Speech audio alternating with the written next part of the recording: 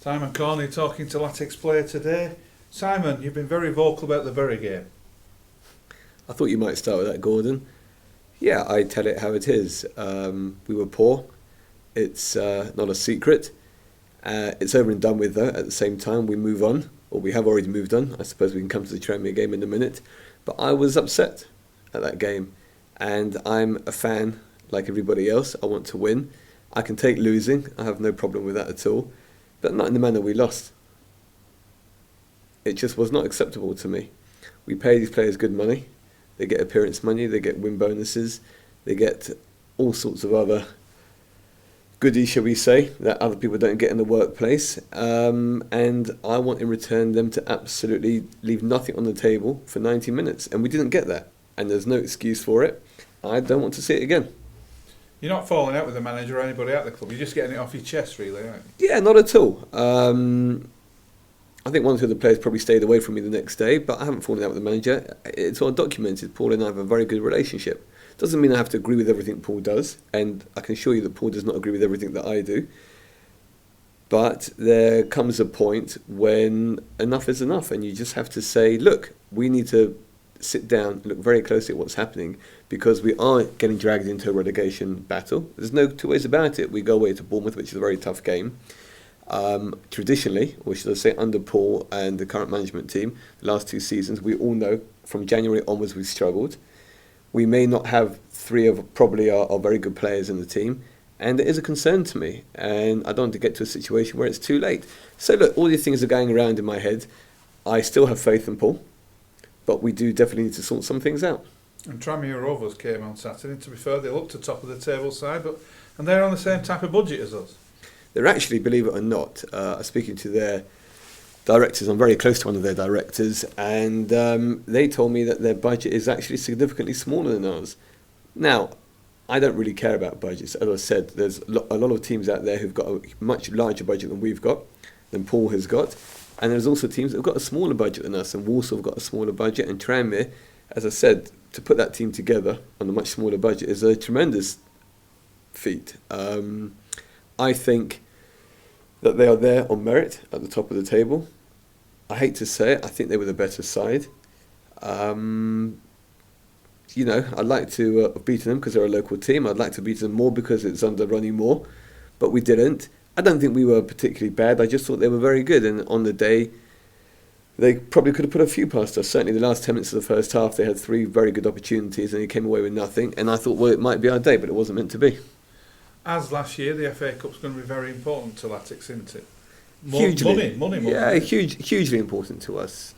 The boys did very well, a very professional job against Kidderminster, and it was very important. I think psychologically, as much as anything else, we didn't want to go out the first round in all 3 cups this year as we have done in the past. So it was important to go there, do a professional job, which is what we did, and look forward to playing Doncaster. It's a massive, massive game for us. I can't stress enough how much the revenue means to a small club like us.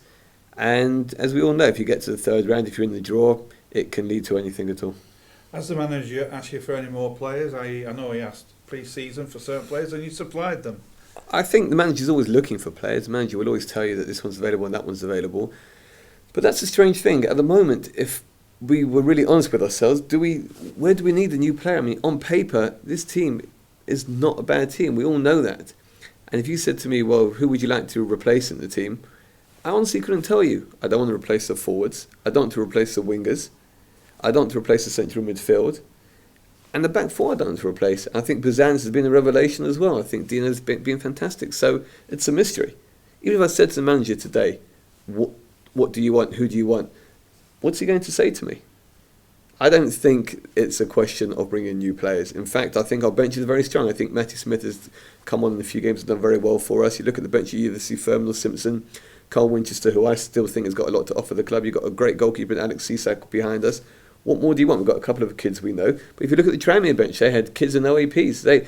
Ronnie Moore told me after the game they had 3 players in that team that were on less money than every one of our team.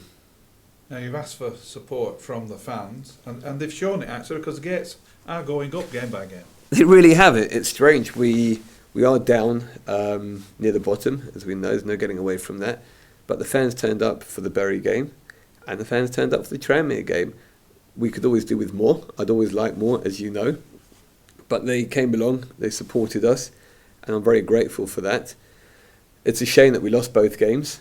It's not the first time we've had 2 games at home and lost back-to-back home games. I'd like to have seen us get 4 points at the very least, because we'd probably be sitting in 12th or 13th place with a game in hand, and everything would look very different. But that's how football is. But they have turned up, and we've had some great sponsorship as well, in particular from Polyfloor, who have come along and done a great deal sponsoring the Boundary Blues, and also McDonald's have given us a sum of money through the community trust, so that's been very useful. I can't criticise the fans. People know in the past have come in and said, where is everybody? Everyone's staying away, but in this current climate, with the current weather and our current position on the table, I'm grateful.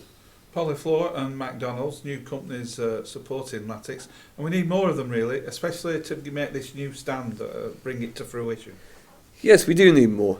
The stand will encompass 12 boxes, private boxes, and I'd like to think that we could find 12 companies out there who are capable of taking a box year on year. But in general, we need people to come along and be part of what's going to be something very exciting. I know the fans have waited a long time. I've waited a long time for it as well. It is going to happen. It will happen. I don't want to give any finishing dates and times, but there's so much work going on at the moment behind the scenes. And if we just stick it out a bit longer, we've done it for so long, if we can just stick it out a little bit longer, we'll get there. We don't want to make you give us a date, but will something be happening this season, let's say? Oh, well, we'll definitely start building this season, there's no question about it. Are we going to finish by the end of the season or the start of the next season? Unlikely. But that, again, shouldn't really impact on what we're trying to do. It's okay, I've budgeted, if you like, for finishing midway through next season. We still have 1 or 2 hurdles to overcome, which could prove problematic. But I believe with my heart that we are going to get there.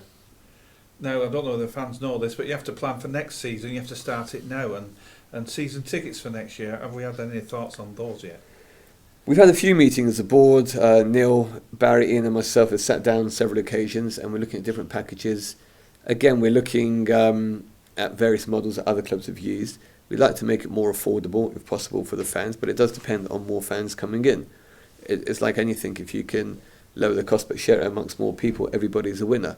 For me, the most important thing at this club is to get fans coming in through the door. That's all that I really care about.